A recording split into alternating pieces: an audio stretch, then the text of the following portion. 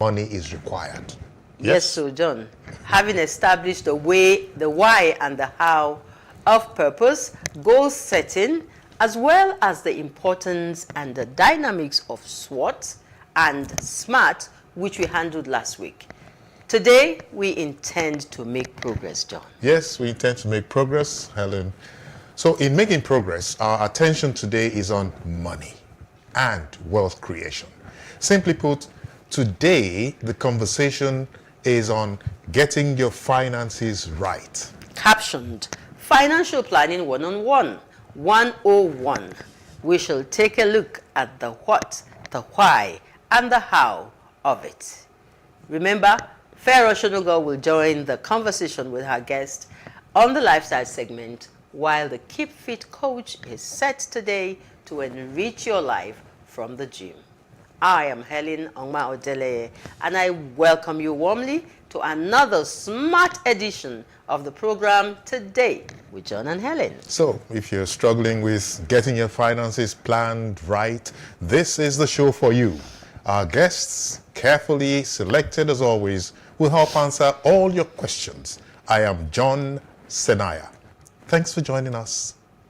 Okay, so our first break beckons. Please get comfortable, get that cup of tea, get some water, get some fruit, whatever it is that will make you so comfortable that you sit with us from now till the end of the show.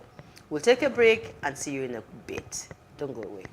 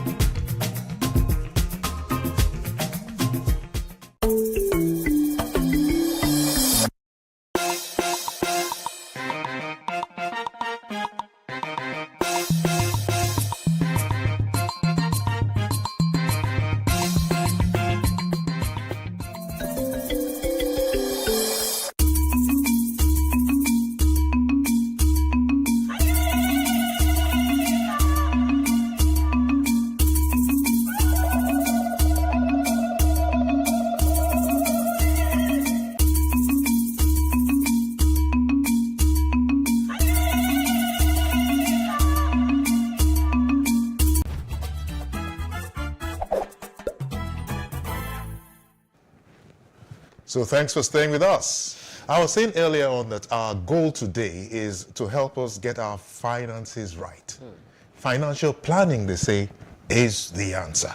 Yeah, Helen? Yes, I believe and agree with you. And financial planning is that continuous process that helps to reduce stress. I like that bit. Helps to reduce stress about money. It supports current needs as well as help us build a nest egg for long-term goals such as retirement, John. Well, I won't pretend I understand all of that yet. All I know is that financial planning is important because it allows you to kind of like make the most of your assets. In fact, it is all about creating a roadmap for financial independence for a lifetime. Okay, so now that we have established that, what happened, John, in Nigeria, probably in the week that were indicators to helping us, plan our finances better as a nation, as a people, as... You're taking me to economics class. No, I mean the news. What happened? What if I haven't been listening to the policies? news? Okay, maybe our guest will help us. Our guest will help us. Help us with that. No, the truth is that we will save that for our guests, right? So that it doesn't eat into the his time for the show. Oh, yeah, right. and Okay. yeah. Okay, so if we're saving that for later, then you know that this is your show entirely dedicated to enrich as well as strengthen family ties. And our heart is in this show. Our first guest, very versed in financial matters, is here. And he's here to help us with all the answers. He is Dari Adieri. He's a veteran banker, a management consultant, entrepreneur, and business leader who is focused on strategies which drive business growth, efficiency, and profit while leveraging on technology and innovation. Our guest emerged in 2018 as one of Nigeria's 100 outstanding CEOs. Mr. Dari Adieri, in 1998, as Pioneer Group head, implemented electronic banking, Nigeria's first telephone banking system. He holds a Bachelor of Science degree in Computer Science and Economics from, wait for it, Obafemi Awolowo University. He is fellow and member of many financial professional bodies, both home and abroad, and currently a doctoral candidate at the University of Waterloo. Awesome. Such a pleasure to have you join us, Mr. Dari. Thank you very much. Adieri. I'll pretend I've never met you. But I'll add, Helen, that Dari Adieri is a proud Rotarian. Okay. Okay, now I have a plan. All right, we'll get there. Okay. So grateful So to you're have you on the welcome, show Dari. with us Thank this you very morning. much. Welcome. Thank you so much. Yes. Okay. All right, so we are trying to get our viewers comfortable with financial planning, and that's why we're here. We're talking personal finance, all right? So personal financing is sometimes described as common sense, money management. What is your opinion in this regard? Thank you very much, ma'am. Before you begin to talk about personal financial management, there must be the finance. And that means there has to be the source of that money. Either through a job, through a business, or a venture. So the first thing to being successful in that area is to look for something that generates that money. But before I go there, I overheard John talking about financial independence. And indeed, we're talking about independence. If we look at our country, we got independence in 1960. Okay? Okay. Are we really independent? Okay, and then I want to live independence, I want to talk about freedom. So let's talk about financial freedom. The opposite is slavery. So when you're not free, when you're not independent, you're a slave. Yeah. And therefore, you need a place where that money comes from. Okay? You get a job. That's what most of us do. We get a job. But you must create, and we'll find today that one job may not be able to keep things moving. We can't make ends meet with just one job today, the way Nigeria has become, the way the world has become. I had worked in a different country before where actually I was doing 4 jobs. So it's not that I'm cheating my employer, but you always find if you are good at writing poems, if you're good, just look for something else that you do that could generate money legally without actually conflicting with what you currently do. So bring all those sources of income together before you can start planning. When you bring all that money together, the next thing then is planning. As we say, if you don't plan, if you fail to plan, you plan to fail. So the first thing is, if you are in your home right now, if you're not doing anything, you have to go out there and look for something to do so the money can come in. Yeah. You can't go begging and think that it will sustain you. Then after you've gotten the source of the money, that's what we call income. Okay. So the first variable in personal financial planning is the income. Is the income. And I'm sure that's why Helen called me last night. She called me late last night and said, you know what, maybe we should talk about wealth creation first before jumping into planning the finances. The planning, financial planning. So, I just said, well, Helen, let's dive into it. Who started? So that's really the point you're making.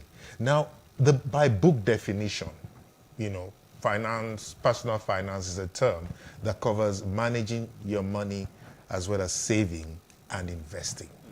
When does it become important for us as individuals, you know, at a personal level, to start looking in this direction? When do we start?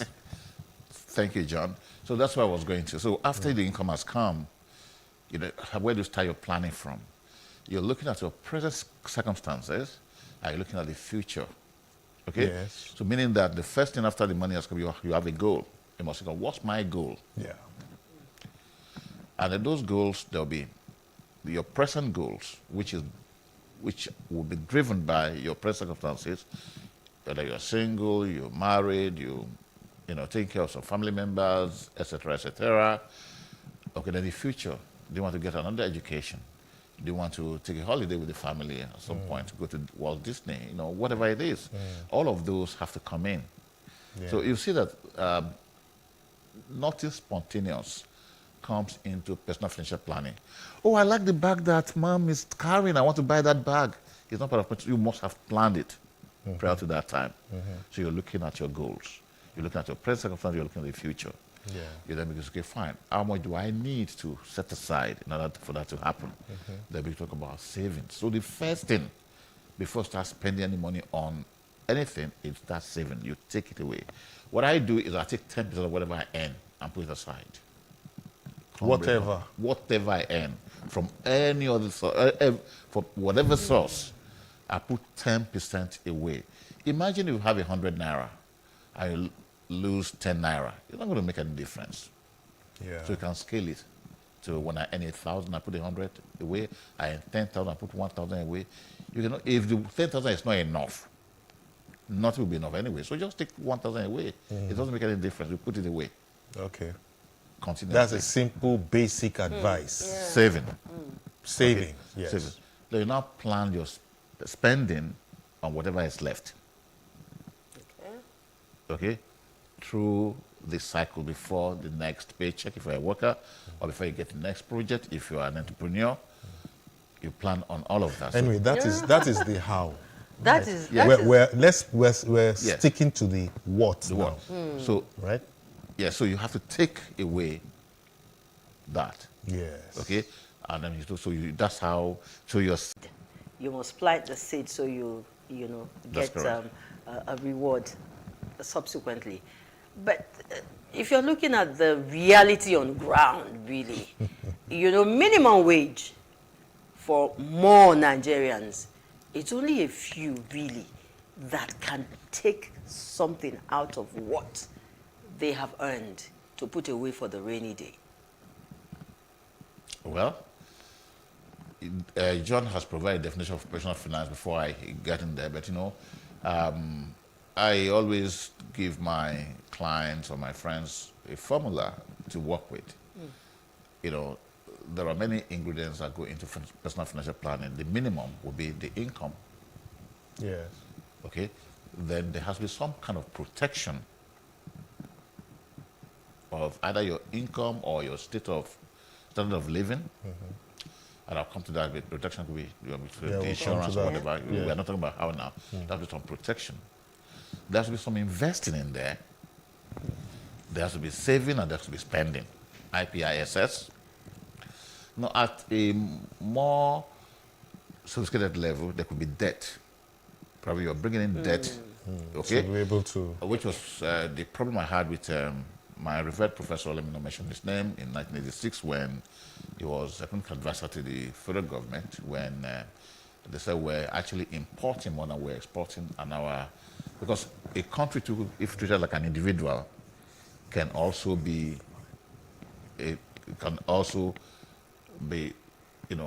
advised on financial management. Okay. So if we are spending more than we are making, we go broke, right?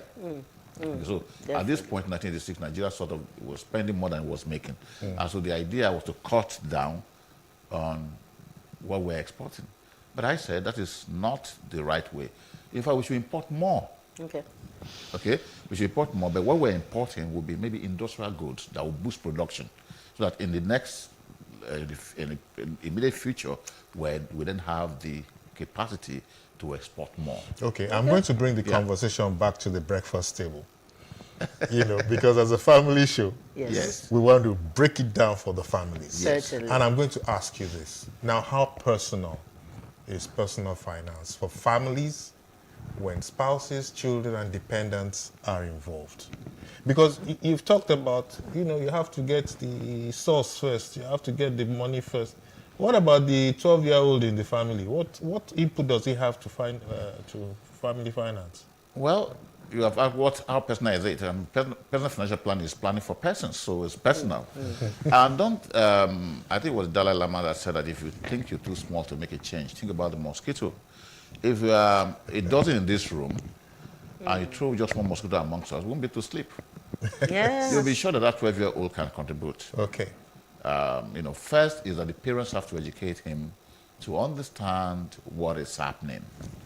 And I remember when I was age 8, I was in Benin Plateau State. We had 12 states at that time. I didn't know how people get rich. I just knew I wanted to take care of my mother when she's old, so I started farming.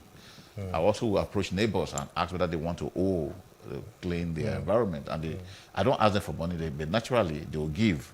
And I'll just go give my mother the money to save for me. That was at age 8. So what I'm saying is that, we could, there are 12-year-olds who help their mom in the stores after school. You see, everybody can get involved. The important thing is to ensure that you fire from all your cylinders to ensure that money comes from whatever stream it can come from. Okay, I worry that personal financing may involve a bit of learning curve for non-financial people and can feel a bit overwhelming when you start, when you're starting. What are the possible pitfalls that we are likely to, encounter for those who are not professionals like you? You don't really need to be professional to understand personal finance. I understand you need knowledge, a little knowledge. You also say, you know what, I have to save a portion of what I get. You just have that knowledge. Discipline. And then maybe the next one will be, okay, you don't even have to keep it there under your pillow. You can put it in a system that also grows it perpetually, like a savings account, okay, or a deposit, or even investing in something, stocks, right, that keeps it coming. Then you need a discipline. The discipline to stay the course. Now, what are the obstacles? We live in an extended family system. Yes. I know the number of calls I get on a daily basis for financial help. And you have to help. But what I'm saying is that help has to come from the 90% that is left after we're taking the 10% out. Because if it's not there, you won't be able to help anybody. Yeah. So you have the obstacle of friends calling you to say, I'm broke, I've lost my job, or whatever. There are obstacles of peer pressure. People want to go out, actually be and go. I know the amount of money people spend on Ashwebi in this country is a lot. Yeah. And the Ashwebi are always inflated anyways. You don't know the market price. Yeah. Okay, so there are, social pressure, there are financial pressure, there are the kind of pressure that come from death of a relative that you have to be a part of it. Your son's birthday just shows up and you haven't really planned for it. You have to plan for all of that, along, the income that's coming in. You know what just struck me, Mr. Derry? Let me even ask you, are you by any chance into art? I Do you paint? a long time ago. A long time ago. Because the way you've painted the picture of what financial planning is. It makes it makes it come to life. Yes. There are so many simple things you've said, that has brought even me and a geriatric, to a better understanding of what financial planning is. We will take a break now, Yeah. Helen. Yes, we'll take a break now. And when we come back, we'll You'll talk still to be here? the artist. Yeah. Yeah, we'll talk to the artist, Daria Derry. Stay with us.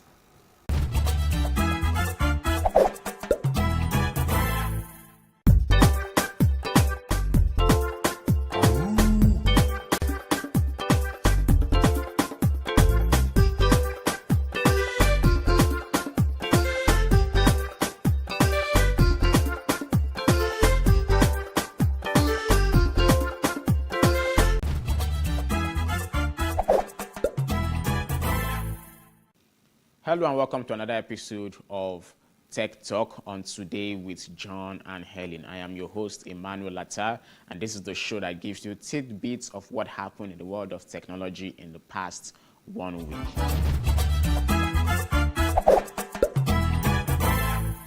Now, because of the new reality we all live in, where we all have to wear nose masks because of the COVID-19 pandemic, most of our phones that uses Face ID don't recognize our faces with face masks on.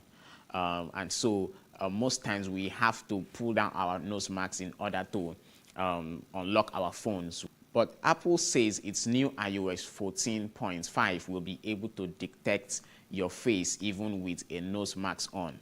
The iOS 14.5 is currently in beta testing and is available only to developers and public beta users. But it brings with it a host of other updates like new emojis and a Face ID feature that keeps you from having to pull down your nose mask to unlock your phone. Currently, Face ID technology does not recognize the upper part of your face. So at the moment, you can only either enter your lock screen password manually or pull down your nose mask in order to unlock your phone. But with the new Face ID update on iOS 14.5, you will finally be able to keep your nose mask on to unlock your phone. This new feature is only available on iPhone 12 and iPhone 13 models.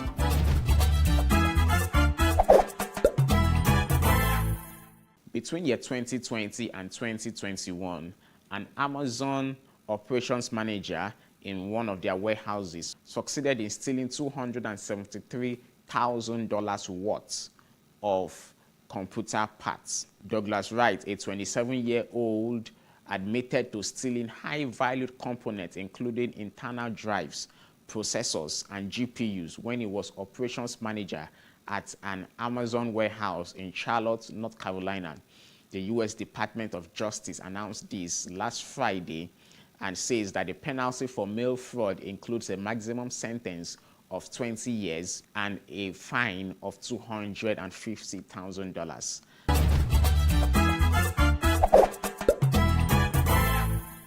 Tesla's $188 in-car karaoke microphone sold out within the first hour of its launch in China. Tesla Mic, which is currently only available in China, costs $188 and features.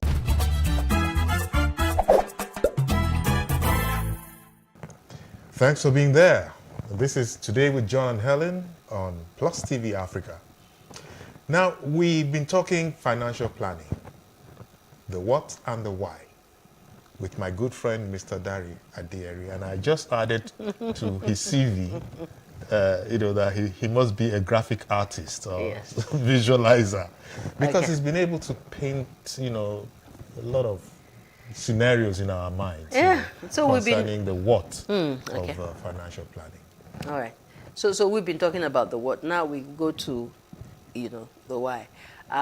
Financial planning. Let's look at the why at this point. So tell us, why do we need financial planning as individuals, given that these days income is hardly guaranteed and is so unpredictable? In fact, financial planning is even more important now that things are uncertain. The world we live in today is characterized by four things for those who have been going to business schools lately. There's volatility. Today what 10,000 naira can buy, you're not very sure that you'll be able to buy it tomorrow. So that's what we call volatility.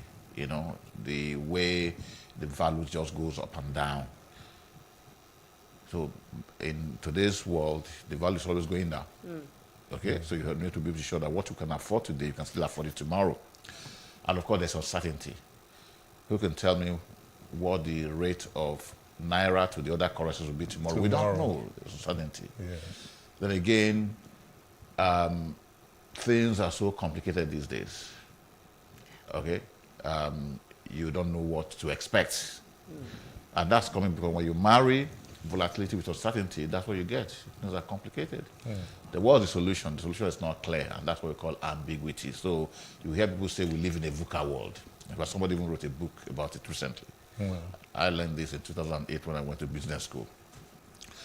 So why do you have to plan? You have to plan because of VUCA. You want to be able to survive whatever VUCA comes your way. Whatever happens. So in spite Of anything. of anything, Otherwise, yes. you become, if you don't save, you are slaving. When you are not saving, you are slaving. Like that.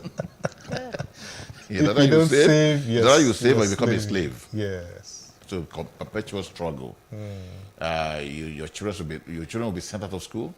You can't even put food on the table tomorrow. You're And struggling. You may not like what Helen said to you, John. To talk about retirement. You retire someday. Yeah. Maybe you even have walking stick at 90. Yes. So it is whatever you've planned for that time that you Fall back on. fall back on. Remember the way we said the way you lay your bed is the way you lie on it. So financial plan is more like laying your bed for the future. Okay. So you and Helen have, succeeded in convincing Use you as, me as that, our guinea pig. the personal financial money or understanding money management, is the smart way to Vital. live. Yeah. Now, why do some people, like me, up till now, why do some people still insist on living one day at a time? Are they not realists?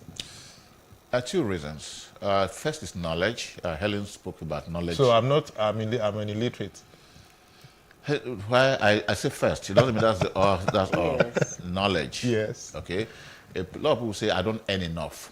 No matter what you earn, you can't Yes, save. we hear that a lot. Okay. Knowledge. You need to have that knowledge, because if you don't, like I mentioned before, if you don't save, you're planning for a disastrous future. Yeah. So if you, with that knowledge, whatever it takes, you must save. And the second is discipline. Yes.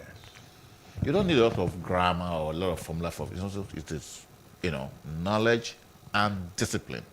You know that if I don't save, it's going to be catastrophic. Yeah. Then I have to have the discipline to do it all the time. It doesn't matter what I see on Instagram. It doesn't matter what shoes my friends are wearing. It doesn't matter whether I get to wear Ashwebi to one event or the other. The first thing I want to do is pay myself.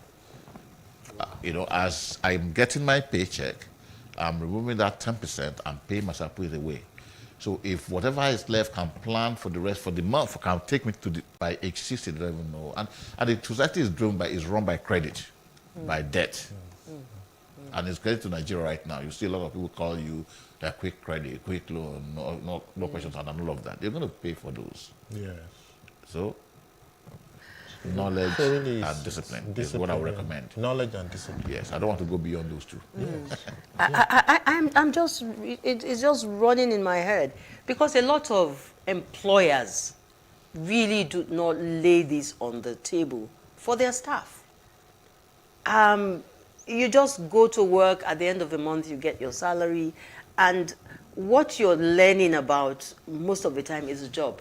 Is not how to sustain you as the most important person even in that environment, because the human capital resource is the most important. Yes. But a lot of our employers leave that out, and that's why you can just work for the rest of your life. And when you see people who have just retired, it's like they're on their way to their grave. Yes. And it's so pathetic. So this is really critical that we're talking about the need to have that discipline to put something away no matter how small. Now, something may just come unexpectedly and take whatever it is you have put away. At the beginning of this our conversation, we were talking about multiple sources of income. Some people are not equipped for that. You know, what can you say about it? If they have only one job and what they're gaining from earning from that job is not enough to put away, and they're not even enlightened, they're not trained, they're not educated on the importance of this. How, you know, because we must take care of everybody. I don't know. Ellen, I think that we've come to my first point of disagreement. I do not agree that some people are not equipped for multiple sources of income. We'll be undermining the incredible human potential what God has created. We are all multitasking, and all those areas can be converted to. Okay, so let's take the. Have you been to Alaba before? Yeah. Yes. So when you meet anyone in Alaba, do they tell you don't have what you have come to buy? They don't. They don't. They always find it. And they are in training. They are with a particular master. Okay. They just come to, what do you want to buy? You say, I want to buy the head of a goat. Oh, yes, it's in my shop. When you get there, you don't have, oh, it's in my other shop. So it is about taking stock of yourself. So the three questions that I want people to ask them, if they think they're not equipped for more than what they currently do, is to say, what do I have to know about myself that I don't know already? Okay, I know this about myself. What did I know? Ask a question, probing, reflecting. And then what do I have to understand about myself that I don't already understand? Okay, number two. Number three, what do I have to do for myself that I have left undone? Because this is personal, right? And these questions would come at different stages. Yes, constantly. Because you wouldn't know, you wouldn't answer those questions in one day. You keep asking. The corollary to this last question is, what do I have to stop doing to myself that I keep doing? Okay. For instance, like procrastination. Which we talked about last week. There are so many free resources today. You can learn. You know, there are people you can go to. Please teach me something, right? You have friends that can teach you. Oh, how did you make it? How do you get this done? Now, the three questions I've asked now, some people package together and call it SWOT analysis. I don't want to use big term.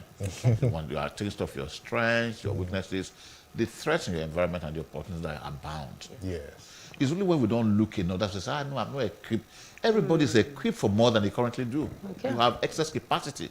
So that's why I talked initially about you firing. Individuals must be firing from all their cylinders. It's important. So we are all equipped to do more. Okay. Wow. We are all equipped to do more. Much more than we We think. only need to, apply ourselves to these things. Helen, Yeah. I wish We had more time. I wish we had more time. always wishing we had more time. I wish we had more time, really. But I guess because, we're being told to. This has really been an eye-opener. Yeah. Okay. Financial planning, key. Very, very key. No matter how small the money you get, Yeah. you must put something away. You have to be disciplined and you have to be ready to put something away.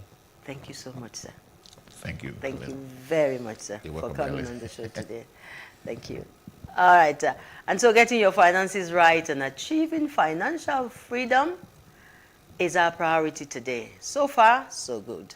Time to take a breather with some messages. And when we come back, don't forget that there's another section or another segment on this show with Pharaoh, who will also be talking with her guests and looking at other areas of this topic. And also we have the Keep Fit segment. Keep fit. The That's Keep for you. Fit. Yes, that's for you, everybody. That's even for the guests. That's for you at home. Talking about keep fit. It's not about how slim or how fat. Is such a keep fit freak. buff. I'm not Okay. surprised. He I wouldn't be looks very surprised fit. if he jogged from his house to the studio this morning. All right, so let's meet our coach So in we'll the take our gym. break now. I will go And to please the join gym. us.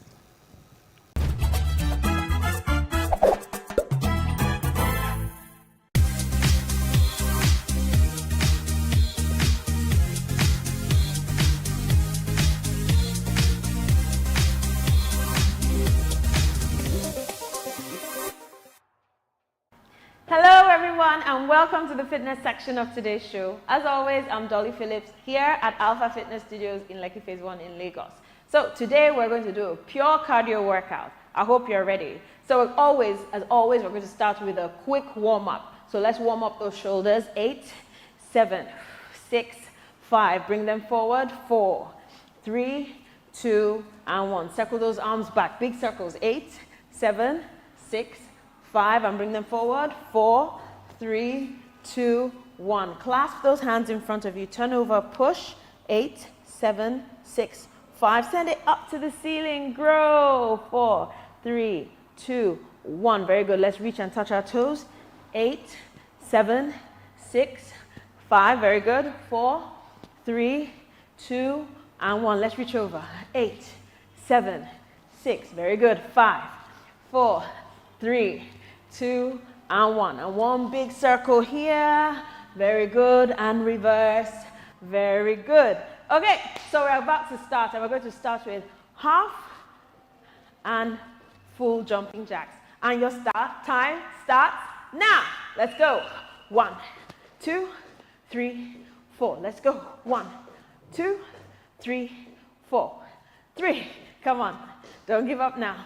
Get into it. Of course, if you can't jump, just stay in the step outs. That's fine. We have one more. Let's go. 1, 2, 3, and 4. Very good. Shake it out. This one we call top and tail. We're going up and down. Are you ready? Hands together. Let's reach up. Up and down. Up. Now, keep your focus forward. Don't look down. Now you want to push your bum back as opposed to pushing your body weight into your knees. You don't want to do that. Reach up and down. 3 more seconds. Last one. And time. Good. What are we doing next? Triple high knees. Are you ready? Come on, let's go. Hold it. 1, 2, 3. That's it. Now, if you can't jump, march. And hold it up on the last one. Make that march a big one. If you can jump, come on, let's go. Whew. Last one. Time. Love it. Next one. We're going to touch our toes. Right there. And then we touch the sides. Okay? Are we ready? Come on. Let's go. Touch. Touch. Touch those ankles. Touch. Touch. Touch those ankles. Very good. Again, remember, when you're squatting, push your bum back. That way you put a lot of weight behind you instead of in your knees. And last one. Good job. We're going to do it again. Triple high knees. What are we doing next? We're touching those toes and touching those ankles. In 3, 2, 1. Come on, let's go. 1, 2, 3, and 4. Good. 1, 2, 3. Don't bounce on those knees. Squeeze those abs. 3 and 4. Good job. Nice. Look at you go. 5 seconds. Love it. 3 and time. Awesome. Last bonus workout before we stretch. We're going to do a sprint. Are you ready? Let's go in 3, 2, 1. Come on. Go, go, go, go. No time. Time. Go, go, go, go. Yes. Faster, faster, faster. You have 10 seconds left. Nobody is going to do this but you. Go, go, go. 3, 2, 1. And time. Awesome. You've been great. So let's stretch it out now. Deep breath in. And out. And in. And out. Hands on the hips on the left, reach out on the side, on the right. With the right hand, I mean. All right, to the other side, let's go. Very long body here. Very good. Let's stretch those hamstrings. You can hold on to something. Haven't got balance. I haven't got my balance today. Very good. And 45, hamstring stretch. Good. If you can't touch your toes, it's fine. Just reach for it. That's okay. Other side, quads.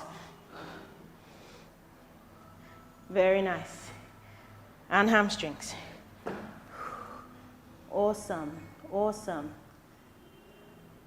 Back to the center. Bend those knees and roll up slowly. Take those hands up, deep breath in. Through the nose, out through the mouth. Last one in. And out. And well done, we're all done. Thanks for joining me today, and I hope to see you very soon. Bye-bye.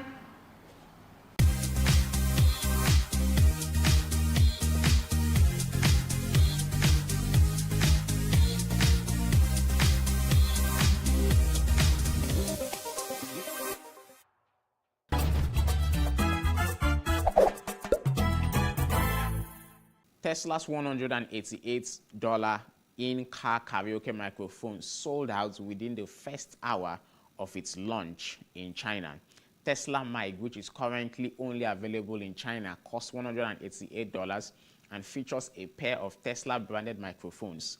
The Wall Street Journal reported this, citing a product listing on Tesla's China website.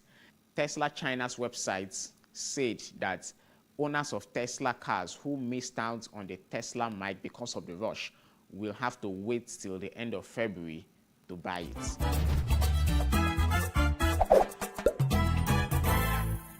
American celebrity podcaster Joe Rogan is once again making headlines over misinformation on his widely popular podcast that is available on Spotify.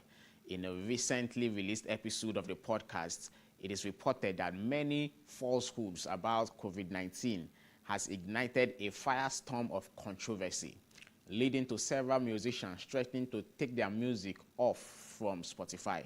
According to the critics, Joe Rogan has praised COVID-19 cures that have been disproven to be effective against the disease and advised young adults not to get vaccinated on his show.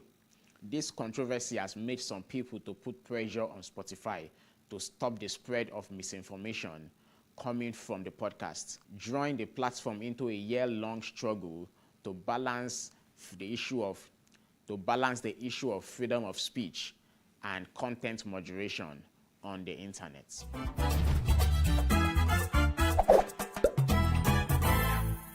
So that is all for today on Tech Talk on Today with John and Helen. See you same time next week for another episode of this show where we give you tidbits of what happened in the world of technology in the past 1 week. My name is Emmanuel Atta, and you can always follow me for more tech news on my Instagram page displayed on the screen right now.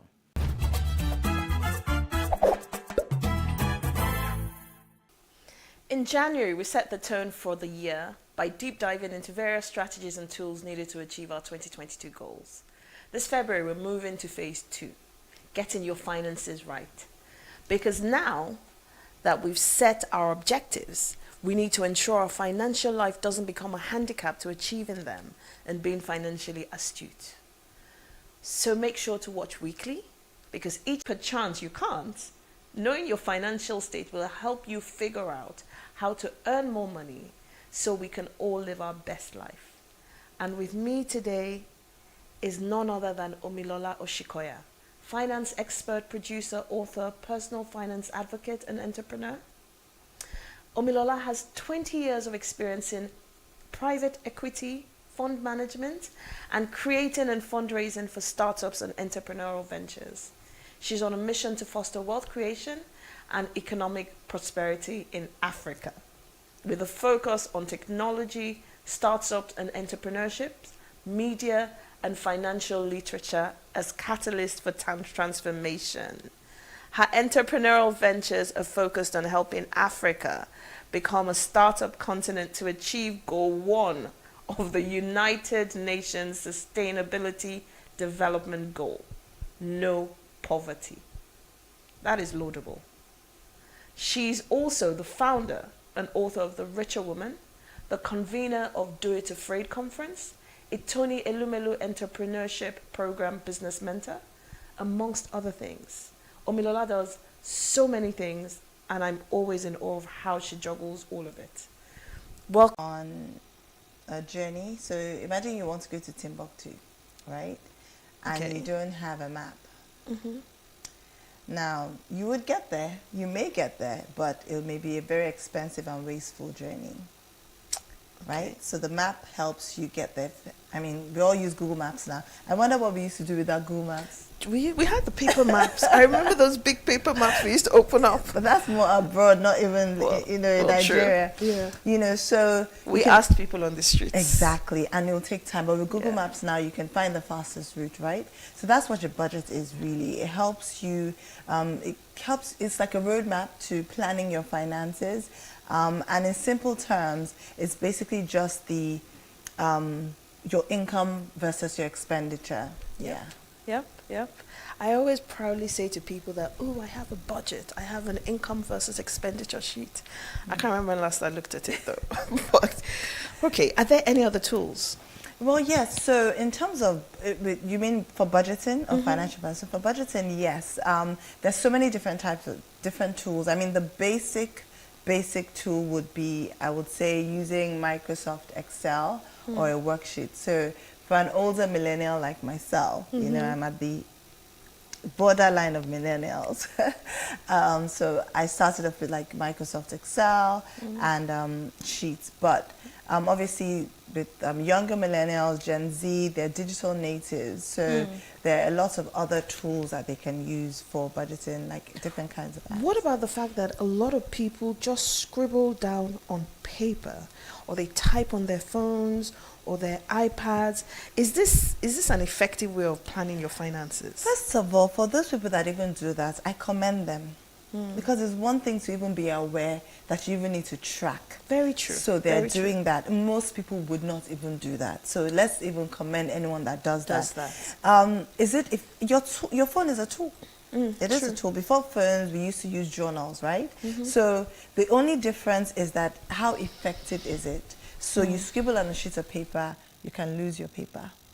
With your phone, it's all over the place because you maybe putting your notes, it's all over the place. But if you use an app, I mean, back in the day that you have budget journals that you can use, workbooks, worksheets. But if you use your Microsoft Excel or use a budget app, then most likely it's in a specific place. And apps right now do so much. They help you. I mean, some of these apps are actually connected to your accounts, your savings accounts. Oh, really? So they actually would even help you categorize your expenses. Yeah, some would even let you know, okay, you can save here. So they're actually quite interesting now. Wow. So more effective, you'll be able to achieve a lot more than even just simple budgeting if you use an app over a sheet of paper. Okay, so let me take it back to, you said you're a millennial, yes? Yes. So am I. But we also have baby boomers watching, and those are our parents.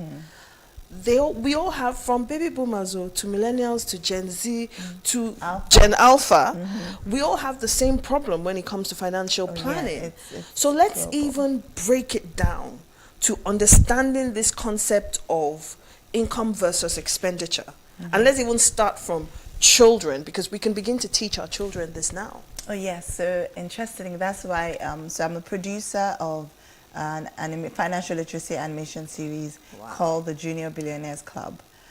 It's going to be in English, Portuguese, and French. Partnered with Junior. I'm doing it for Junior Achievement Africa, the world's largest. So Junior Achievement Africa is the continental headquarters of Junior Achievement Worldwide, the world's largest non-profit for empowering young people, and they're in 115 countries.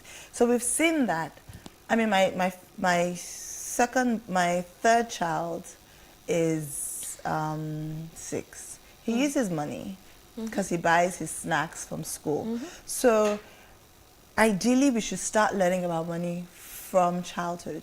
It should actually be in your school curriculum. It should be, and a lot of economies and a lot of countries are actually, somewhere like Brazil now, Finland, they're actually putting financial literacy in the school curriculum because we all use money, but you're not prepared for it. And so you find out that you get into university, especially places like the UK, they're giving you so much loans and you be excited, free money. It's not free money. I remember my loans in university. I had a friend that came out of university. I mean, now she's about £200,000 in debt. When is she ever going to pay that? Yeah. So financial literacy should be taught from childhood. Warren Buffett started at 11. Wow. Look at him today. Yeah, he started investing at 11. My daughters started their first business at age 6 and age 3. Wow. Yeah. It's important to start from a young age, not when you're too old. So how do you then... So you talked about the income versus the expenditure. Yeah. That makes the budget. So And we've said you can start early. Yes. Okay, so across the whole adult chain or child to adult chain, can you just Okay, so if you're a child, what would be your income? Pocket money, right? And your expenses, well, you can say, let me use my son for example, or my daughter's data.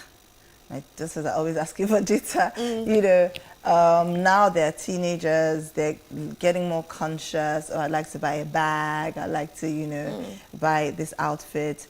So that's teenager, more data. By the time you get to university, you're paying your own bills. I mean, obviously, if you get like you're staying on campus, so you begin to, they give you money. So your income is pretty much your allowance from your parents. However, ideally, even as a teenager, start working, start doing some holiday jobs here and there, so you can also start earning money. When you get to the accumulation stage after university, so your income will be like your salary. If you have other incomes, so if you own somewhere and you're receiving rent, or you have shares and you're receiving dividend, or you have a side hustle, you know, so for someone like you, if you have a 9 to 5, your income comes from, your salary comes from there. For your TV role, your salary comes from there as well. You know, so you identify all your different levels of income. You know, you should have multiple income streams. I remember somebody said you should have 7 multiple income Ideally, streams. I like to use the ocean as an analogy for wealth. So the reason why the ocean is never dry in and out of seasons because it has 7 different flows of water that goes into the ocean. However, I like to say, as opposed to having multiple streams, I say, I have endless streams of income. So when I say endless streams of income, we're in the tech world, right? You can actually be sleeping and earning money from China, right? You can actually, because you're global, so whatever you're doing now, you can be earning 24/7, endless, from different currencies. So have multiple streams and endless streams of income. Then your expenses. So you have to list out your expenses. So if you have a driver, if you're paying rent, groceries, your utility bills,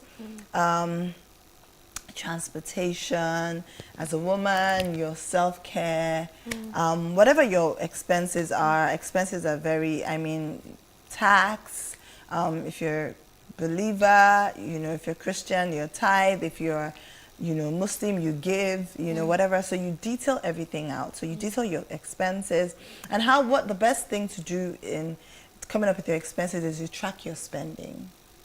So what I would say is for a month, even before you start budgeting, if you haven't budgeted before, you can either use your phone that you have spending. There are many sheets and apps and tools to track your spending. So track every little thing, even the plantain chips that you might buy. You know, I was going to say that there was a time I used to buy nuts about cakes, pastry, every day. I would buy the mini one, making myself feel good that I'm not buying the big one. Every day. And there was a day I sat down and did my budget. And I did my expenditure. And I literally got all the receipts, put down how much I used to spend on nuts about cake.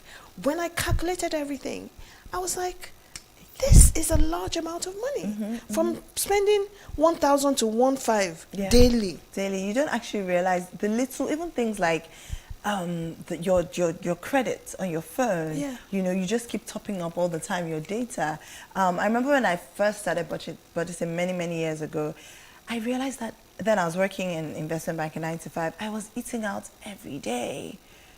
And so by the time I realized how much it was, I'm like, no, I started bringing food from home. And then I'm like, okay, maybe once a week I can eat Treat out yourself, or eat yeah. because then they even used to give us food in the canteen. So I then started eating the canteen food when you realize it. But if I didn't go through that process of budgeting, so tracking your spending, you wouldn't know. So when you track your spending over a month, now with technology, and if your budget app is connected to your account, and you typically use, because most people don't use cash anymore as much. You're typically always transferring or using your cards. Then that app can actually help you track your spending. So you then look at your income, your expenses, and then you deduct. And so what then happens is you see what. So if your expenses are more than your income, then that's the budget deficit. If your income is more than a budget surplus. So when you have a budget surplus, it means that you are spending less than you're earning, which is a good thing. So you can then transfer that surplus towards meeting a financial goal, right? So if you're trying to set up an emergency fund, or you want to invest, or you want to go on vacation, or you want to buy a car, whatever financial, or you want to pay off your debt, you can set that aside. Now, if you look at, even with a budget surplus, you can still look and say, oh, are there opportunities for me to even save more because of all the things I'm finding out that I'm spending? Now, if your expenses is more than your income, then you are in a deficit, meaning that you're living from paycheck to paycheck, or probably even in debt, probably borrowing, you know. And so you have to definitely look through and say, okay, what can I reduce? What can I cut out? So that you don't even want it to be income and expenses equals. You want your income significantly more than your expenses. And then if you do that every month, for at least a 12-month period, you can actually see where your money is going. And you have to be granular, because I think that's also some of the challenges that people face. They would say, oh, I don't need to write the 500 naira that I gave to the beggar on the street. You do, because it's part of it's part of it. It came from somewhere. You have to be a good steward. It's like saying you're sweeping your house and you don't have to clean that little cobweb or the dirt that's there. Eventually it's going to pile up, right? And then you realize that you're living in a filthy place. Same thing, same concept. Are there certain easy tools and techniques that we can adopt from today? Because not everybody is tech savvy. Well, yes. So if you're not tech savvy, then, I mean, for someone like some of the stuff that I do, like even with the work I'm doing with the Richer Woman and my Tech World of Finance, or within my community, we have budget sheets that we give. So you can have a personal budget or a family budget. So we have budget sheets that we can give people. And it's simple. Just take, again, I can tell you what to do with a sheet of paper or a journal, but how effective is that? So I'll tell you that, but I won't say it's very effective, because I feel like you can do a lot more with all these apps. And these apps are very simple. It's like you use your phone, you go on Facebook, you go on Instagram, right? You learn it because you want to network. So if your money is important to you, you would look at, and they're very simple. It's a mindset thing. So you take a sheet of paper or go on Excel and just type income. And they have one column. You can rule if you want to use ruler and pencil. January, February, March to December. And have your income, your main income, your salary, and any other income you have. And then put a line, right? Add it. Then less your expenses. Same thing, total your income, expenses, and then It's deduct. easier to just do Excel. So anybody who doesn't know how to do Excel should just learn. You have to. That's you have like to keep the, up with the it. solution. There's no excuse anymore. Technology is no longer an accessory. It's like saying, I say this thing, that if you're in the food business, you're a technology company in the business of food. That's the way you need to see yourself now, because technology is no longer, it's now the platform, the foundation of everything. And COVID, the pandemic, has just made that, you know. Are there certain golden rules that work for everyone? First thing is, don't feel like you have to have a lot of money before you start. I remember when I used to work in finance, I would do budgets for our multi-million-dollar transactions, but I didn't even have a budget for myself. Didn't make sense. But you find that if you're saying, okay, when I start making that 2 million, 1 million, then I will start budgeting. Trust me, you would never budget. If you start budgeting when you have 10,000 naira, 1,000 naira, you most likely, because it's a habit, you're developing the financial discipline and the habit. You're changing your mindset, you're changing your habits, you're renewing, you're transforming your mind. So when you start with that 10,000 naira, you have adopted those principles and skills, and so you're going to be more conscious. And I'll give an example. I remember one of my friends who's a multi-million-dollar, she has multi-million-dollar businesses. I remember we were going into a healthcare business together. Now, because at the time I had just come from investment banking, and I was used to there being excess money because I'm working for a company. So, I wasn't looking at it as an owner's point of view. I'm used to then the company's budget now. So paper is, And I remember when we started, and I was like, oh yeah, so we can, by the time we get the funding, we can do this, we can do that. She's like, in fact, she was very reluctant to even get any equity debt. Do you understand? She was very reluctant, and she was like, look, when she started her business, because she started on her own, the principle she learned when she started, when she had nothing, now that her business is a multi-million-dollar business, they're still managing their paper, right? Because if not, then you're wasteful. But so they're still very conscious of, not being excessive. And so it's the same principle. If you start when you're small, when you then have a lot of money, you would already have those principles, and so you would most likely steward your money properly. Wow. So start small. Yes. Wow. Okay, so we touched on the tech savviness, and we've agreed that you don't have to be tech savvy, but you actually have to be tech savvy because that's the way of the world. Yeah. I mean, you're tech savvy. Everybody's tech savvy. If you have a smartphone, you're tech savvy. If you have a smartphone, you don't have to go to, do some programming course. No, if you have a phone, a smartphone, you are tech savvy. Okay, you had mentioned earlier about debt. Does debt play a role in budgeting? Okay, so if you're in debt, you have to budget, because it's even more important. Oh yes, in fact, because how do you know how much you have to pay? How do you know when you'll be able to finish paying off? It's only with your budget. So budgeting is a very important tool and technique to become debt-free, because then you can see for instance, if your expenses are more than your income, you can say, yes, you want to reduce your expenses, but then you may have to increase your income. So with the whole pandemic now, everything expensive in Nigeria, what you could buy with 40,000 naira before in the grocery shop, you're buying very little things. How much more are you going to begin to say, we need to cut down on this in the house? You need to, at some point, you're not going to eat again, you're not going to live again. So you need to then think, okay, as opposed to just, being frugal and cut down on my expenses, maybe I need to increase my income. So if I have a job, do I get another job? Or do I start a business? What if you're not somebody who can do multiple things at the same time?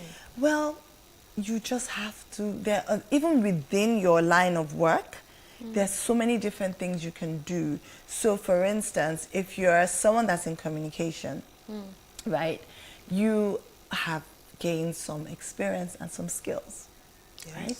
There are many people that are starting their career that can learn from you. So write a book, create an online course, do one-on-one coaching. So even within you're still in communication. I don't like the hustle mentality. I'm not a jack of all trades, master of none. I would say even within your speciality, your expertise, you can generate several streams of income. So you say I do a lot of things, right? Yeah. But they're still under finance and financial education. They're just different expressions. So people may think, how are you doing? But I'm focused. I'm still trying to achieve that one goal, but then I have different expressions. So they're different streams of income. Right. Okay, so one last question. what would we say to low-income earners? Because in reality, they're probably more low to medium income earners. Even medium is low in some other parts of the world. There's low in Nigeria. The Exactly. majority Of the income rate, earners are low income earners who they're struggling to even pay the rent every month. And then you're telling them to budget and put it in their face, and it's like, I don't want to deal with this. It's too much. What would you say to them? First of all, everybody at some point in their life was a low income earner. That's reassuring to know. Yes, everybody at some point. My first job, yes, obviously I come from a privileged background, so I still could rely on my parents to some, when I started working, but I was earning 7,500 naira. My first job, right? So and that was NYSC, So at some point, everybody, I don't want people to play the victim. Right? I actually even think that when you actually come from low income, you have a higher chance of being successful. So if you look at a lot of the people that started the big things like the banks, the tech companies, most of them is because they were disadvantaged and they were able to look for an opportunity they found a solution from a problem, right? Most times, if you're privileged, most privileged people do not really do much. They're not very innovative. They don't really. So I just want the mindset, you're already advantaged from that because you've already hit rock bottom. So you can't go lower. Wow. As usual, we've run out of time. We just started. Do you understand? Yeah. But luckily, I'm happy about two things. One, you've been able to break down budgeting, so we're not thinking about it from a company perspective, but we're thinking about it from a personal perspective.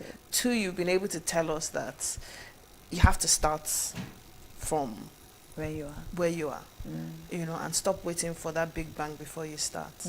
I'm really, really happy about that. Thank you so much. And there's a third thing. I'm happy that you're going to be back again next Saturday when we talk about joint accounts for couples. Marriage and money. So we'll take this conversation to the next level when we begin to relate it to couples and joint account and expenditure and all of that. Valentine is coming. Yeah. So all the people that want to buy Valentine's presents, let them do their budget first. See whether they can afford all those flowers and whatnot that they want to buy. So thank you so much. Thank you so much. So that's it.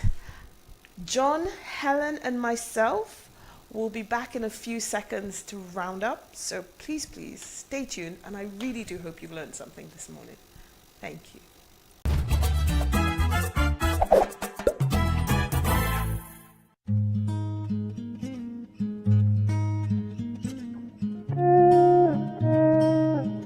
It's Diaso. My beautiful baby, come closer, give me your ears. I want to tell you something. I'll tell you something. You mean a lot to me, and because I have you, girl, I know that I'm winning. You are driving me crazy, and I'm loving you daily, oh my love. Never letting you go, and where that you go, I follow you. Baby, you know that I'm not crazy, you know that I'm not lazy. Baby, you know that I'm not crazy, you know that I'm not lazy. Running after you, I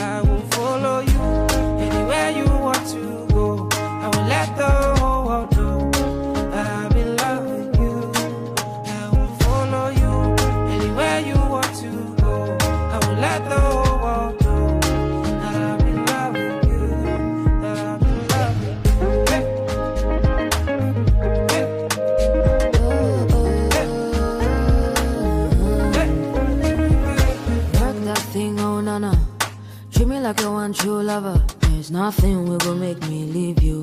Nobody will love me, reach you. The way you pamper me alive, you keep my dreams alive. Never, never, never, never, never will I ever let you slide. Oh baby, my baby, there is something that you need to know. I'm in love with you, yeah. Oh baby, my baby, there is something that you need to know. I'm in love with you, yeah. Baby, you know that I'm not crazy. You know that I'm not lazy. Baby, you know that I'm not crazy. You know that I'm not lazy. No, I will follow you anywhere you want to go. I will let the whole world know that I'm in love with you. I will follow you anywhere you want to go. I will let the whole world know that I'm in love with you. That I'm in love with you.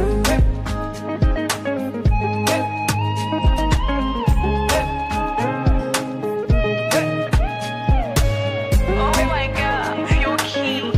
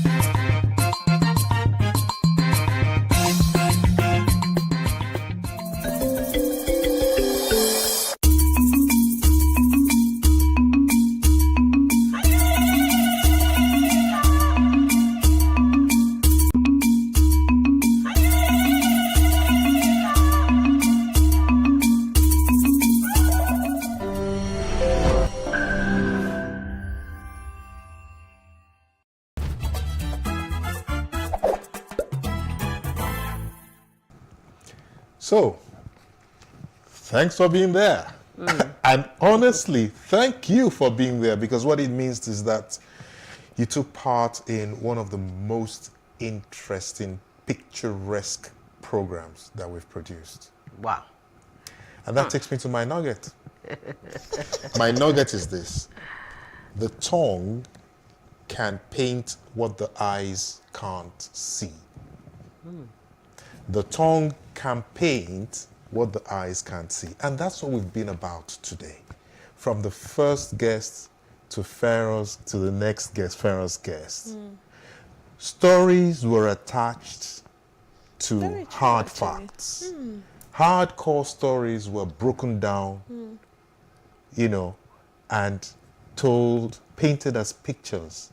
And that's what the tongue does. It, I guess, told us, so gave us illustrations. Of February, I did my income, my expenditure. Okay. And I called people in my house. I'm like, God, we need to cut down this, or we need to find more money. Music. Well done. Thank Okay. you. So Pharaoh, could you Yes, so please? next Saturday, Yes. in line with it being Valentine's weekend, now.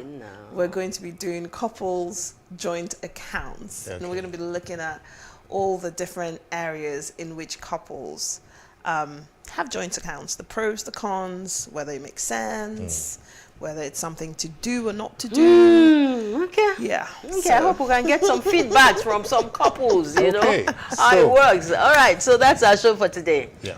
Today with John and Helen on Plus TV. Please tune in tonight at 10:30 for the repeat, and 9:30 tomorrow morning for another broadcast, okay, of the show. If you missed some part of today, you will get the whole story out there. And we're also on YouTube. Yes, we are. PlusTvAfrica Lifestyle on YouTube. All right. So, catch you again same time next week, where we take on couples joint account. The show is today with John and Helen. It's been a pleasure, you know, being here on the show today. Okay. Bye See for you, now. Bye. See you next week. Bye.